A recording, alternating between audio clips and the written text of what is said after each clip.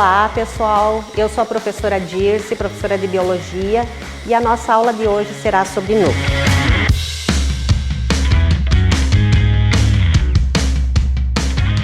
Então, o que é núcleo? Núcleo é uma estrutura muito importante da célula e podemos dizer que é o centro do comando de todas as atividades celulares. E também o arquivo das informações hereditárias que a célula vai transmitir às suas filhas no momento da reprodução. Também existem células que têm diferentes ou quantidades diferentes de núcleo. Por exemplo, a maioria das nossas células possui somente um núcleo, por isso são chamadas de uninucleadas. Mas existem células polinucleadas que possuem vários núcleos. Um exemplo muito característico são as células musculares estriadas e também alguns protozoários. Existem células anucleadas, que é o caso das nossas hemácias humanas, que no momento da sua formação perde o núcleo, e também alguns procariotos. E existem ainda células binucleadas, isto é, formadas por dois núcleos, alguns exemplos de protozoários, como os paramécios. Podemos dividir o núcleo em duas fases, uma fase chamada de núcleo interfásico e uma fase chamada de núcleo mitótico. O que significa dizer núcleo interfásico? É o núcleo da célula no intervalo entre duas divisões celulares. E o núcleo mitótico é no momento da divisão, então é o núcleo durante o processo da divisão celular. E também ele é a formação dos cromossomos. Existem alguns componentes do núcleo, assim como na célula existem estruturas, o núcleo também tem algumas estruturas. A carioteca, que é um envoltório nuclear, que é formado por duas membranas lipoproteicas e que vai envolver todo o material nuclear. Então, a maior parte do volume nuclear é ocupado por uma massa filamentosa, também denominada cromatina. A cromatina está relacionada com a formação dos cromossomos no final, né?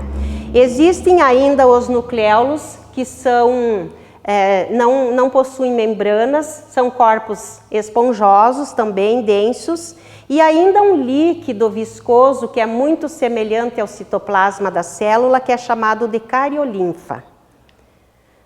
A carioteca é perfurada por muitos poros. Os poros têm funções muito importantes, porque é através dos poros que vão poder entrar moléculas no núcleo ou impedir a entrada dessas moléculas. Depende da situação, depende do momento do núcleo. Se ele precisar essas moléculas, os poros irão funcionar como se fosse uma válvula, permitindo a entrada, e caso contrário, ele vai impedir a entrada dessas moléculas a nível de núcleo.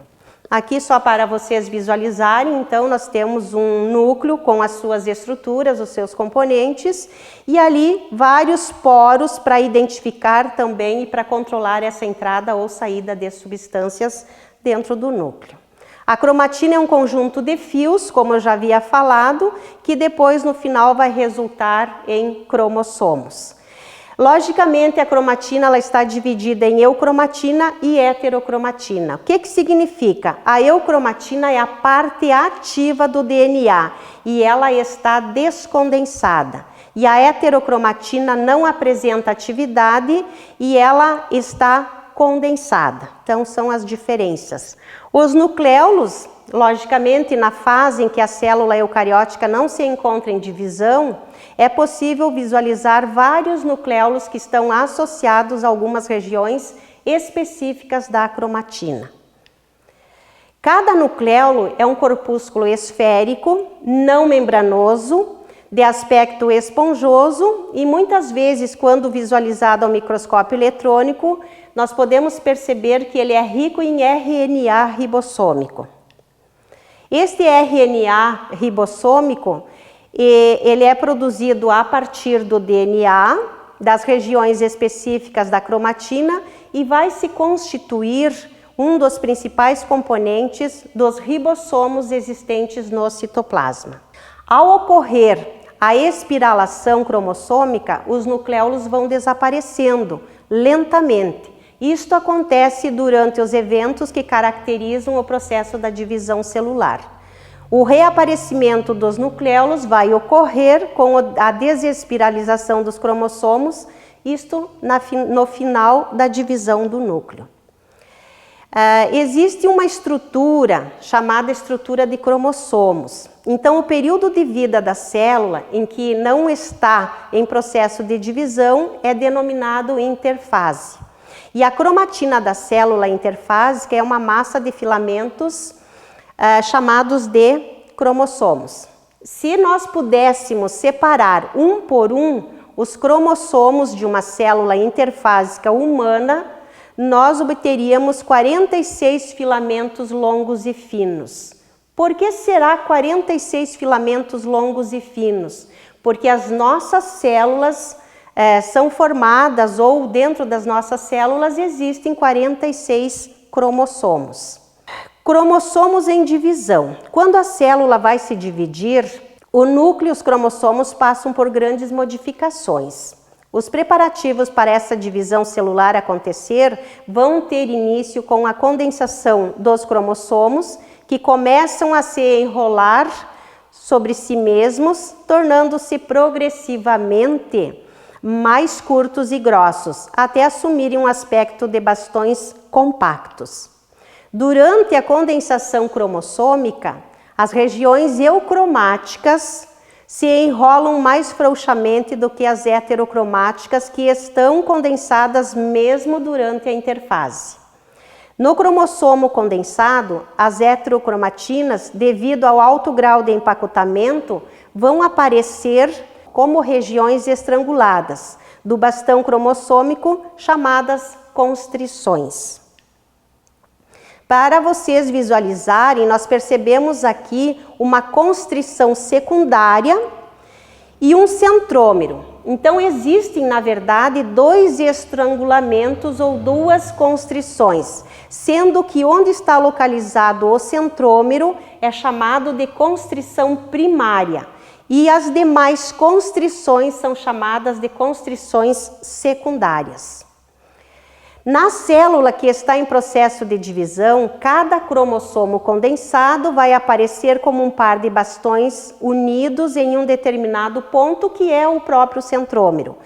Essas duas metades cromossômicas são denominadas cromátides irmãs, são idênticas e surgem da duplicação do filamento cromossômico original, que ocorre na interfase, pouco antes da divisão celular iniciar.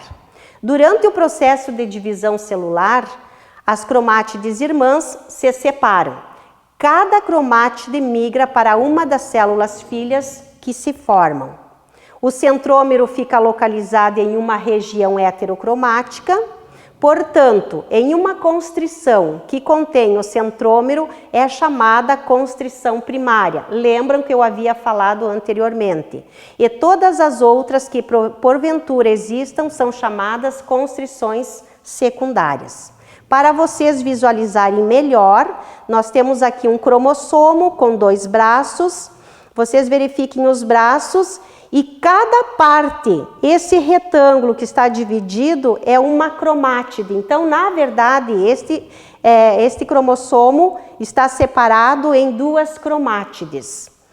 E a constrição onde está o centrômero, bem central, aos braços, é chamada de constrição primária. E os demais estrangulamentos ou constrições são chamadas de secundárias. As partes de um cromossomo separadas pelo centrômero são chamadas de braços cromossômicos.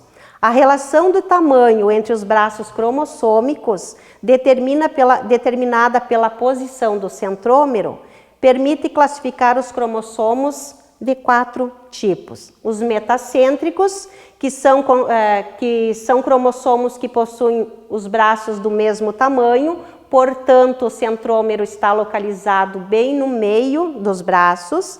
Os submetacêntricos possuem o centrômero um pouco mais deslocado para a região mediana, portanto, o tamanho dos braços são diferentes.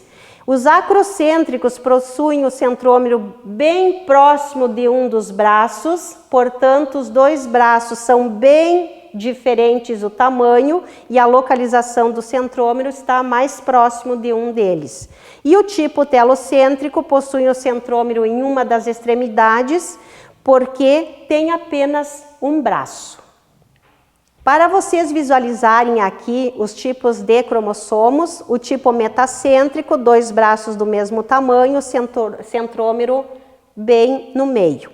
O submetacêntrico, os braços com diferentes tamanhos, o centrômero localizado um pouquinho mais próximo de um dos braços. O acrocêntrico, o tamanho dos braços bem diferentes, um maior que o outro, e o centrômero localizado bem próximo a um dos braços. E o telocêntrico só possui um braço, portanto o centrômero é terminal. Pessoal, por hoje nós ficamos aqui. Na próxima aula nós vamos dar continuidade ao assunto núcleo.